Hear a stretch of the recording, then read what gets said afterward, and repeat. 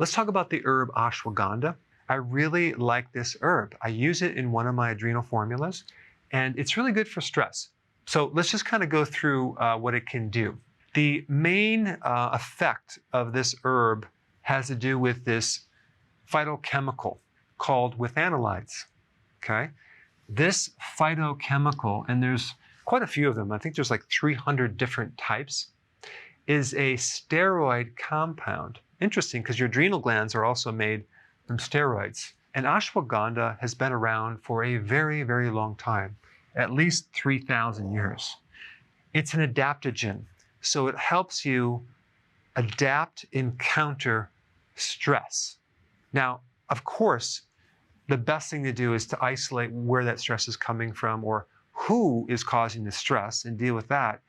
Because I've noticed even when I was in practice that unless you really fix the stress, you can keep taking vitamins and herbs all the time, and it'll help a tiny bit, but you really have to find the source of where that's coming from. I know presently there's a lot of fear going on related to a virus, and the problem with that is a very interesting problem because you have this thing which is being promoted to be everywhere. You have to avoid it. It's invisible, and once you get it, you could die.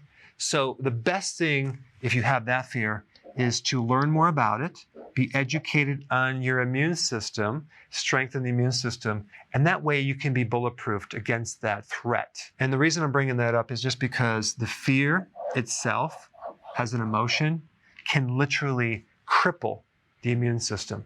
It can make you more susceptible to getting the virus. And I will put some videos down that talk about how to strengthen your immune system. It has anti-inflammatory properties, so it's really good for arthritis and autoimmune conditions.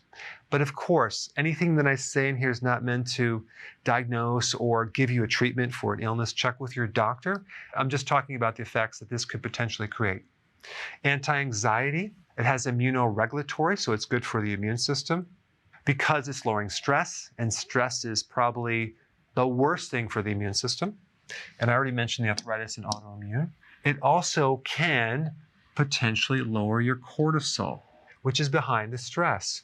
It can actually help your blood sugars. It can improve insulin sensitivity. And most people take ashwagandha simply for this, to lower their stress and anxiety. In one study, there was an improvement of 69% versus only 11% in a placebo trial. I'll put the link down below. And also, as far as your mood, it can potentially improve depression. Another study that I read, there was a 79% improvement versus a 10% improvement for placebo, so that's pretty significant. It also has a potential for increasing testosterone. That may relate to improving muscle strength and even muscle mass because testosterone is connected with that.